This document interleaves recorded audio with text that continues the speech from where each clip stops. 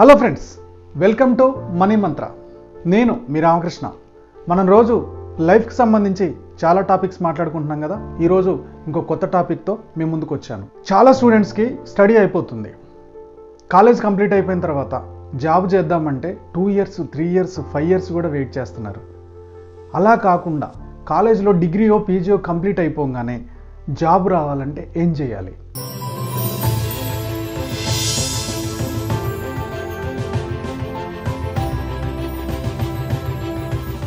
నాకు తెలిసిన మా రిలేటివ్ ఒక అబ్బాయి ఉండేవాడు. ఆయన పేరు అనిల్. మండలానికి దగ్గరలో ఒక విలేజ్లో ఉండేవాడు. ఆ మండలంలో ఉన్న డిగ్రీ కాలేజ్లో డిగ్రీ కంప్లీట్ చేశాడు. చాలా టాపర్, మంచి మార్క్స్తో పాస్ అయ్యాడు. ఆ కాలేజీలో నుంచి డిగ్రీ నుండి 80% మార్క్స్ ఉన్నాయి.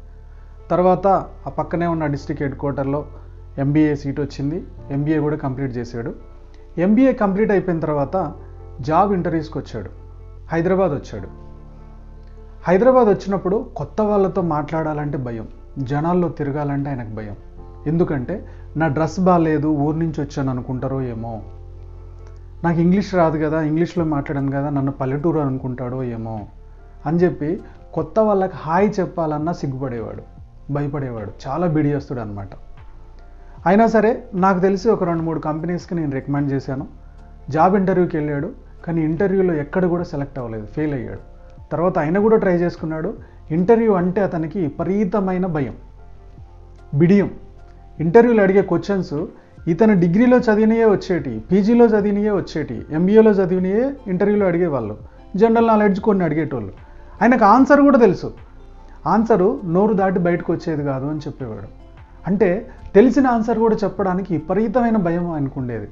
ఆయనకి స్టేజ్ ఫియర్ ఎక్కువ అనమాట. ఏదన్నా ఒక టాపిక్ ఇచ్చి గ్రూప్ డిస్కషన్స్లో మాట్లాడమని నేను చెప్పేవాడిని. గ్రూప్ డిస్కషన్లో మాట్లాడడానికి ఆయనకి ఇన్ఫర్మేషన్ ఉన్నా తెలిసినా మాట్లాడేవాడు కాదు.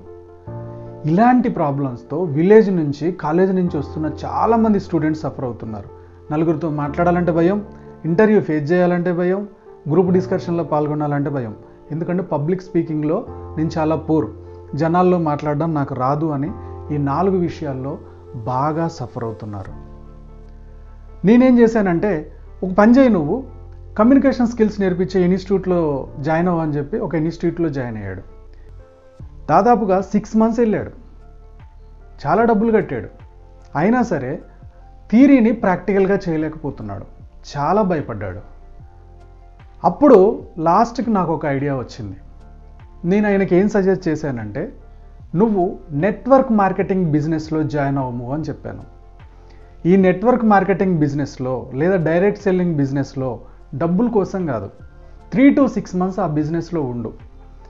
నువ్వు ఎలాంటి కంపెనీలో ఉంటావంటే, నీకు ఎవరైతే యాటిట్యూడ్ గురించి నేర్పిస్తారో, ఏ కంపెనీ అయితే స్కిల్స్ నేర్పిస్తుందో, ఏ కంపెనీ అయితే కమ్యూనికేషన్ స్కిల్స్ నేర్పిస్తుందో, ఏ కంపెనీ అయితే ప్రొఫెషనలిజం నేర్పిస్తుందో అలాంటి కంపెనీలో జాయిన్ అవ్వు అని చెప్పాను. పెట్టుబడి ఎక్కువ పెట్టొద్దు, జస్ట్ 5 to 10,000 ఇన్వెస్ట్ చేయి. నెట్వర్క్ మార్కెటింగ్లో లేదా డైరెక్ట్ సెల్లింగ్ బిజినెస్లో అయితే నీకు ప్రాక్టికల్ నాలెడ్జ్ వస్తుంది, కాబట్టి నువ్వు ఒక 10,000 పట్టుకొని నువ్వు ఆ బిజినెస్ స్టార్ట్ చెయ్యి అని చెప్పాను. ఫస్ట్ స్టెప్ ఏం చేయించానంటే, నెట్వర్క్ మార్కెటింగ్ బిజినెస్లో మీటింగ్స్ జరుగుతాయి, ఆ మీటింగ్స్కి అటెండ్ చేయించాను. ఆ మీటింగ్స్లో చాలామంది కొత్త వాళ్ళతో కూడా మంచిగా మాట్లాడుతూ ఉంటారు. సో ఆటోమేటిక్గా ఈ పిల్లోడితో కూడా బాగానే పరిచయం పెంచుకొని హాయ్ బాయ్ అని పరిచయాలు చేసుకున్నారు. దీనివల్ల కొత్త వాళ్ళతో మాట్లాడడం ఈయనలో భయం పోయింది. రెండోది, ఆ మీటింగ్స్ వచ్చే వాళ్ళు చాలా ప్రొఫెషనల్గా వచ్చారు, మంచి డ్రెస్సెస్ ఉన్న దాంట్లో మంచి డ్రెస్సులు వేసుకొని వస్తున్నారు. సో నేను కూడా ఉన్న దాంట్లో మంచిగా వెళ్తాను, కొంచెం నీట్గా షేవింగ్ చేసుకొని హెయిర్ స్టైల్ మంచిగా చేసుకొని వాళ్ళని చూసి ఇతను కూడా మారడం స్టార్ట్ అయిపోయింది. ఇలా 1-2 monthsలో ఆయనకి జనాలతో కొద్దిగా మాట్లాడడం అలవాటైంది. డ్రెస్సింగ్ సెన్స్ కూడా, డ్రెస్సింగ్ స్టైల్ అన్నీ కూడా మారాయి అన్నమాట. అపీరెన్స్ మారింది, మొత్తం అపీరెన్స్ మారింది.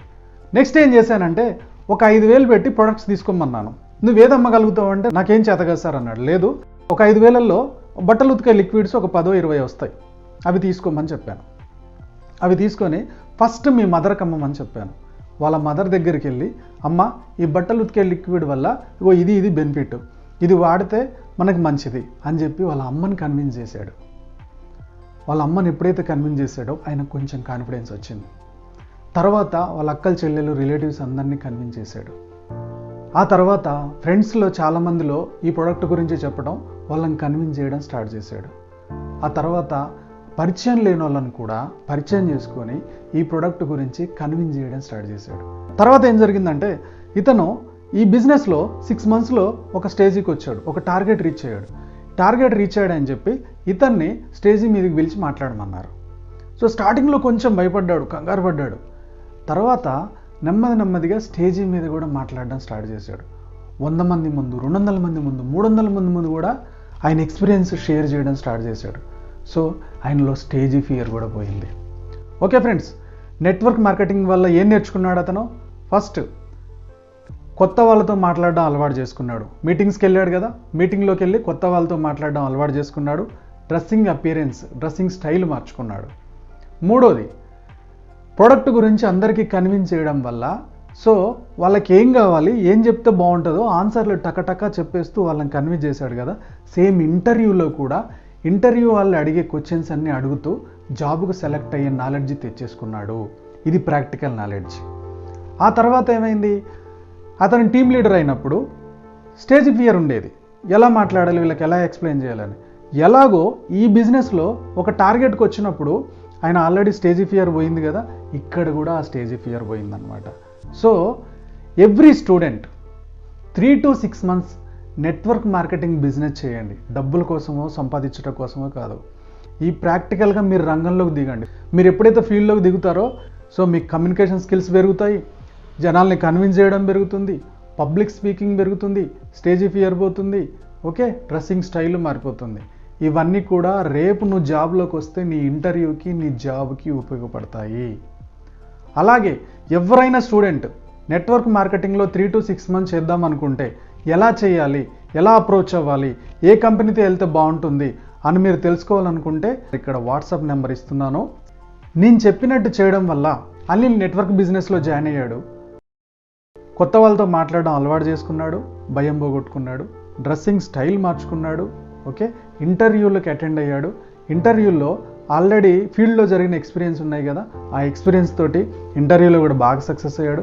ఒక టీమ్ లీడర్ కూడా అయ్యాడు, టీమ్ లీడర్గా కూడా బాగా సక్సెస్ అయ్యాడు. తర్వాత జాబ్ మానేసి కొత్తగా ఒక ఆఫీస్ పెట్టుకున్నాడు, ఈవెంట్ మేనేజర్ అతని దగ్గర ఇప్పుడు ఒక 10 మంది ఎంప్లాయీస్. లైఫ్లో అద్భుతంగా సక్సెస్ అయ్యాడు. Okay friends, practical knowledge. Network marketing అనేది ప్రాక్టికల్ నాలెడ్జ్. ఎన్ని రోజులు నేర్చుకుందంతా థియరిటికల్ నాలెడ్జ్. థియరీ ఎంత చేసినా మళ్ళీ ప్రాక్టికల్గా దిగాల్సిందే. ఓకే ఫ్రెండ్స్, ఈ టాపిక్ మీకు నచ్చింది అనుకుంటున్నాను. నచ్చినట్టయితే లైక్ చేయండి, కామెంట్ చేయండి, షేర్ చేయడం మాత్రం మర్చిపోకండి. Go self made.